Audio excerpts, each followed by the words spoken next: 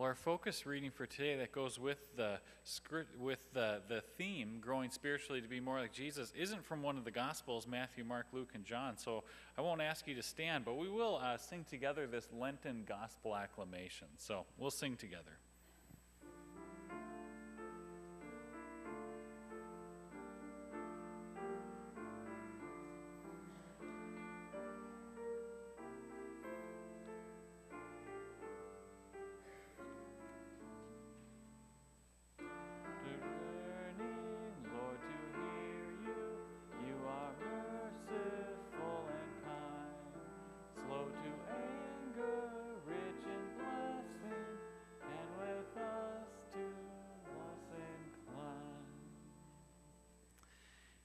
And this reading comes from the book of Ephesians chapter 4, and it's verses 11 through 16.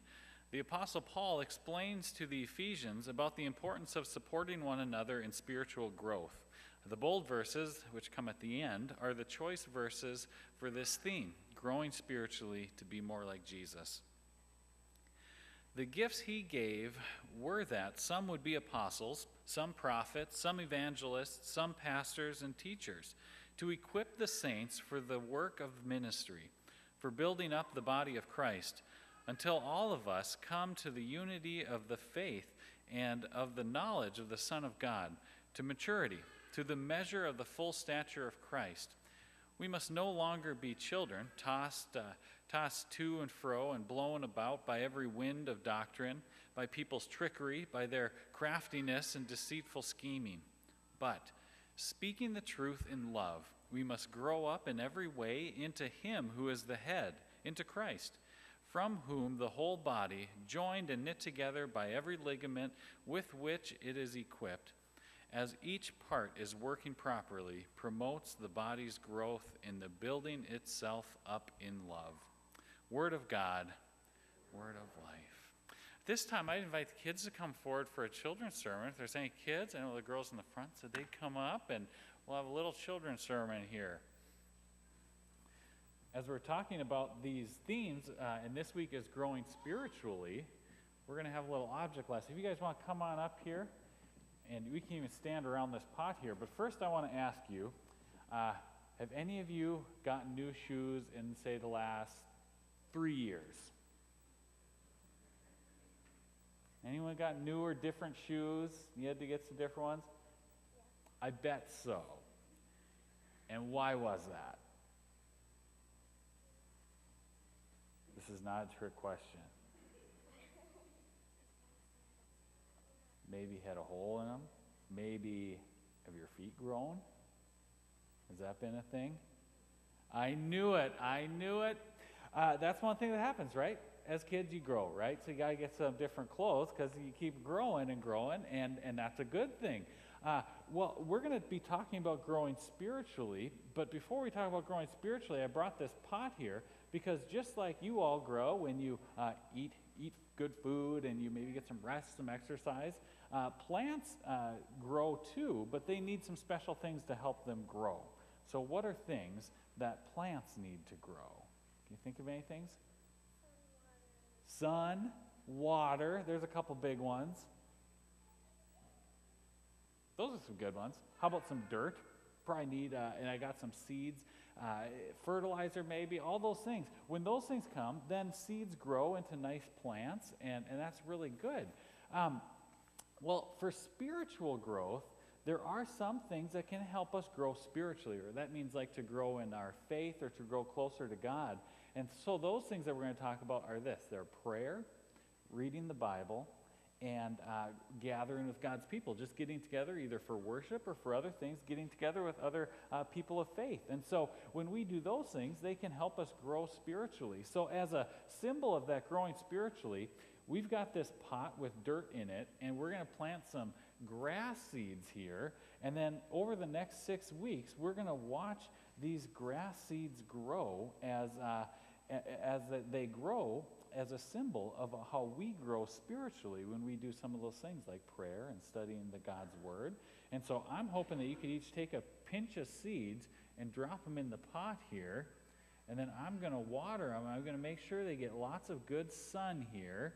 And I think by Easter, they will have grown, or else it'll be very disappointing for all of us. But I'm pretty sure they will. I'll bring them out to the hallway so they get good sun, and so you can help watch them grow as a symbol of how we're growing spiritually during this time too. Does that sound all right? Great. Well, thanks for coming up, and you can head back to your seats, and remember to keep watching for these things growing. Because our theme is indeed growing spiritually to be more like Jesus. And during the season of Lent, to go along with the sermons, we have these sermon handouts. So this would be probably a good thing to take out now, is this blue insert here that has to do with this week. It's growing spiritually to be more like Jesus. And there's those verses from Ephesians that we heard.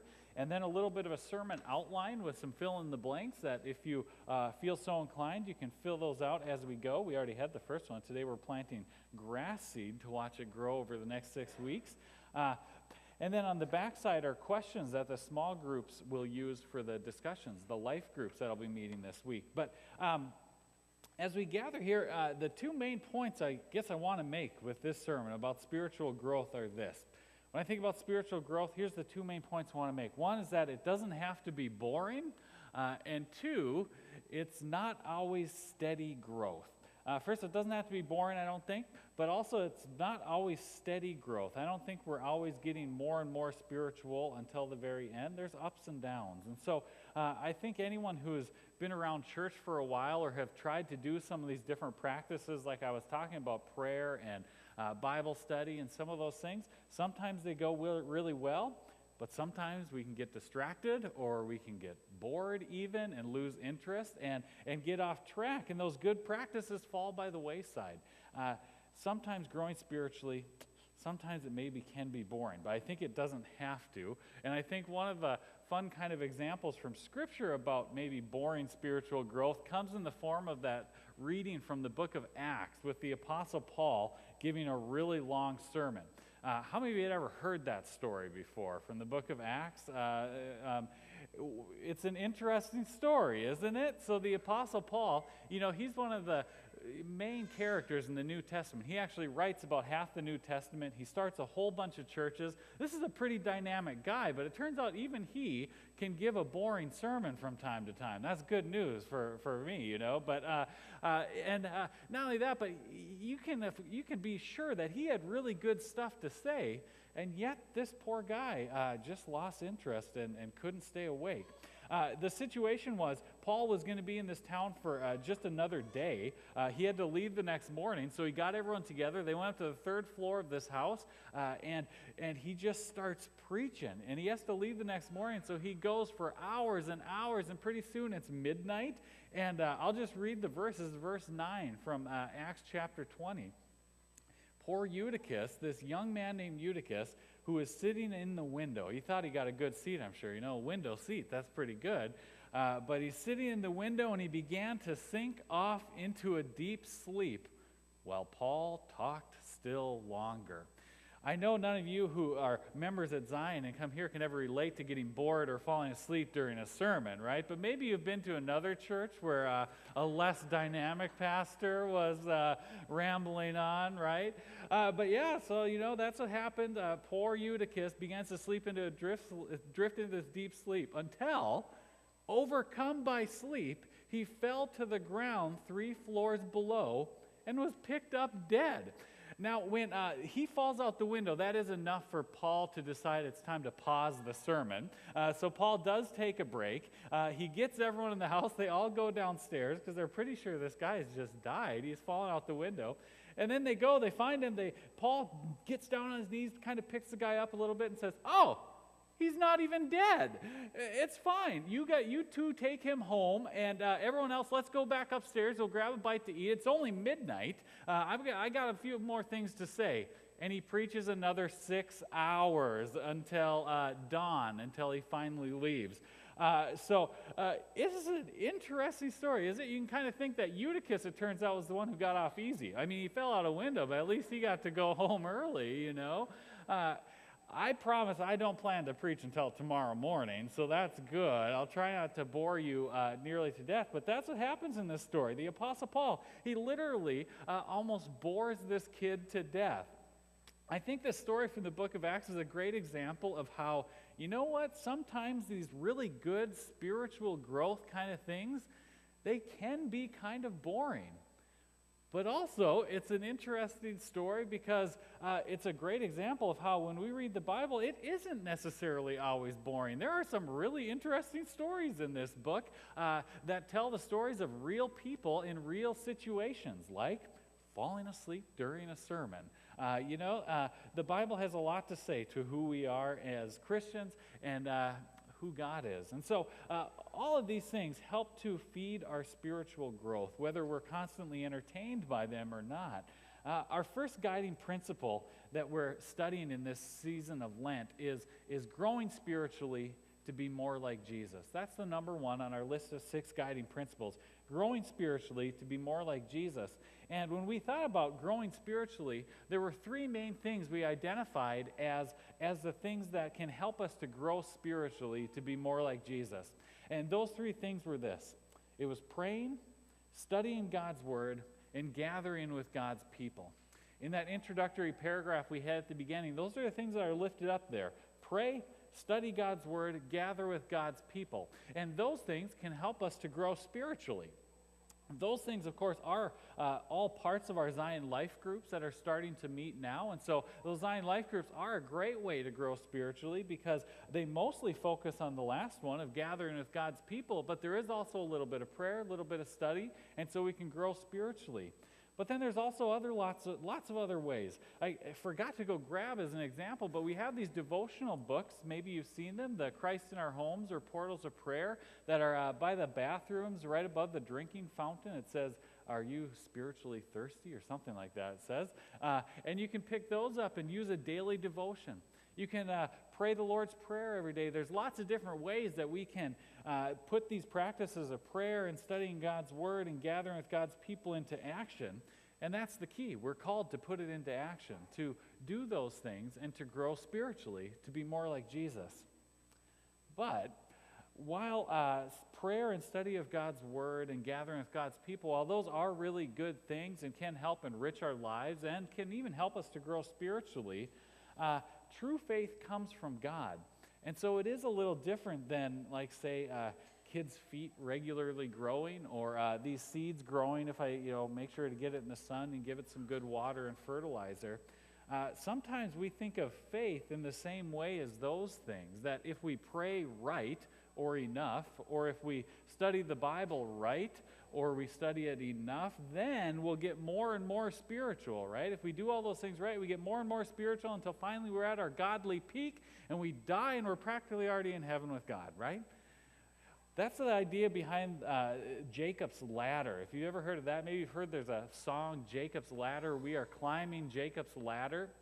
It comes from the story in the Old Testament where Jacob, this character from the Old Testament, has a dream about the people of God who are doing these things to get gradually and gradually closer to God. The more good they do, the closer and closer they get to God.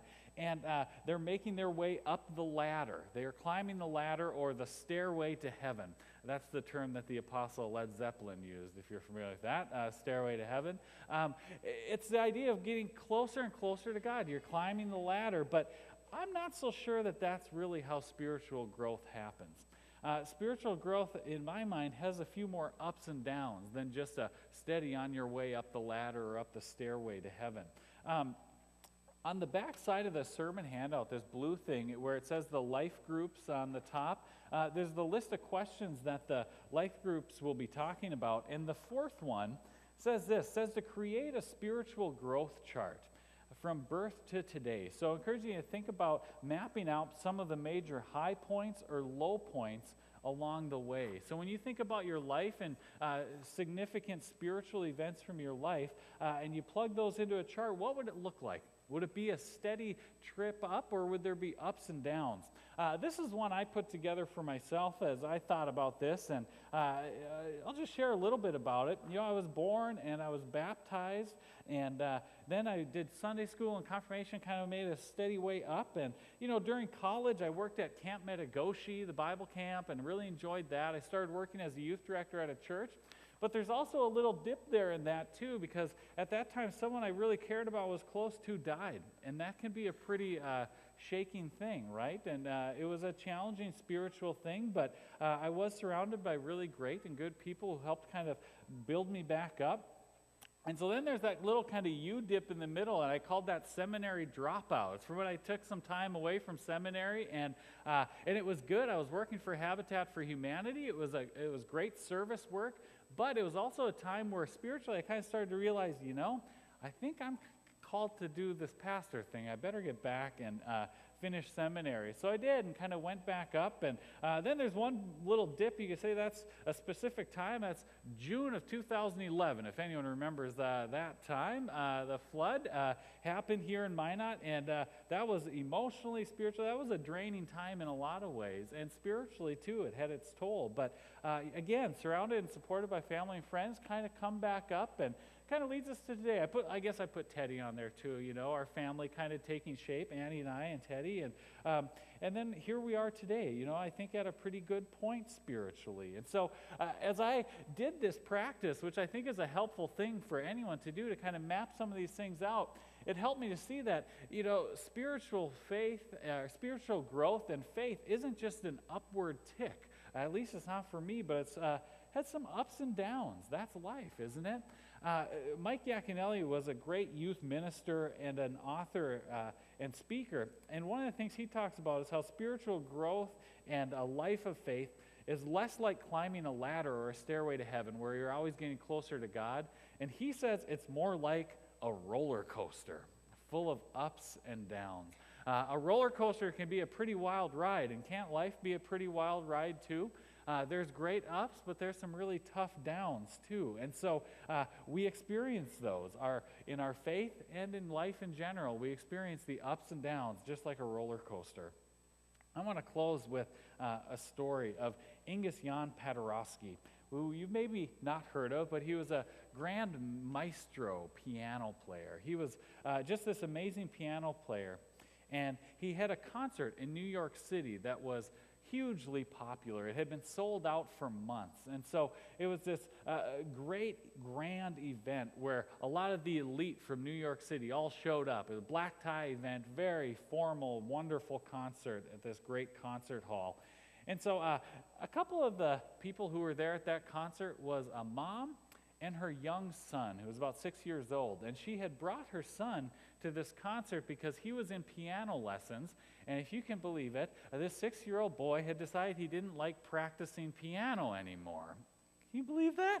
And so anyway, she thought if she brought him to this concert and he could see this amazing piano player live and in person, it might inspire him to, get back and do a little more better practicing on the piano. And so she put him in a tux and brought him to the concert. And the first half of the concert was really pretty good. They were in one of the first couple rows, so they could see really well. They could see the action and hear really well. And the kids seemed to be pretty interested. Well, so it was intermission. And, as they say, you can put a 6-year-old boy in a tuxedo, but it's still going to be a 6-year-old boy, right? And so during the intermission, people were kind of milling around a little bit, and all of a sudden the mom realized her son was gone. He was not anywhere near around her. And so she panically started looking around side to side, and then she saw him.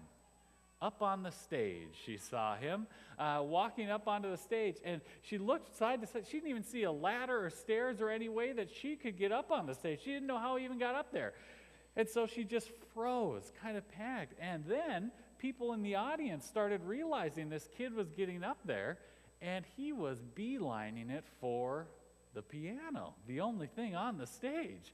And so he was heading right to the piano, and people were kind of upset because this is a pretty formal event, a fancy concert. And so they started saying, get this kid off the stage. Who's watching this kid? Where did he even come from? And it was an outrage. And so sure enough, the kid sat down at the piano and started plunking away. And that's when the grand maestro himself stepped out from the corner of the stage because he had heard a little bit of commotion out there on the stage. And so he stepped out, and sure enough, he saw a kid sitting at the piano, and the whole place went silent. It went silent because they were wondering, what is this grand maestro going to do? It was silent except for the kid who had started playing chopsticks on the piano, and everyone could hear it in this grand hall. And so everyone watched as the maestro walked towards the piano, towards the kids sitting at the bench at the piano, playing chopsticks. And the maestro bent down, and in the kid's ear, he whispered, "Don't stop. Keep playing." So the kid did. He had been kind of oblivious to what was going on, so he just kept playing his chopsticks. And the grand maestro reached around him, and on the parts of the piano that the kid wasn't playing, he started playing this just grand concerto based around the melody of chopsticks. It was this beautiful improvised piece that filled the orchestra hall there as he played just this amazing piece, all the while whispering in the kid's ear, "Don't stop. Keep on playing. Keep on playing." I love that story because when I think about spiritual growth, it's sometimes tempting to think of all the ways that I've failed at those things that are good for spiritual growth, like try to do certain prayer practices and then I fell away from them, or trying to do these grand, great Bible studies and then, I get distracted and it doesn't happen for a couple days. And I think about God being this, big white bearded guy up in heaven saying, "Why can't you do better?" It's tempting to think about that, to say, really, you can't even pray a little better? But instead of that God, the God I think we get is more like the maestro, the God who's there whispering in your ear, "Don't stop, keep on playing." Rather than getting words of condemnation, we get these words of encouragement. Keep on playing. You're doing all right. And even if you're not doing all right, I'm right here beside you. It's a great message of the presence of God with us, even if we're not doing so great at these spiritual growth things all the time. Because the truth is, we may get bored from time to time.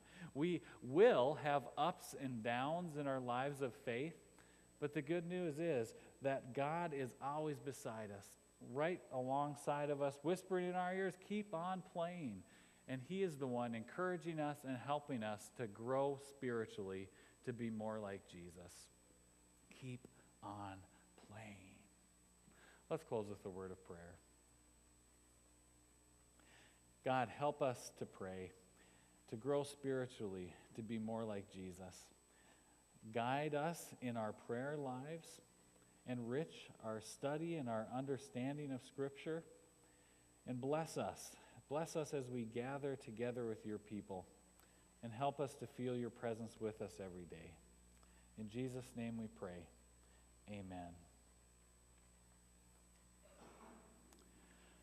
Our hymn of the day is "We Are Marching in the Light of God," and so I won't ask you to be marching around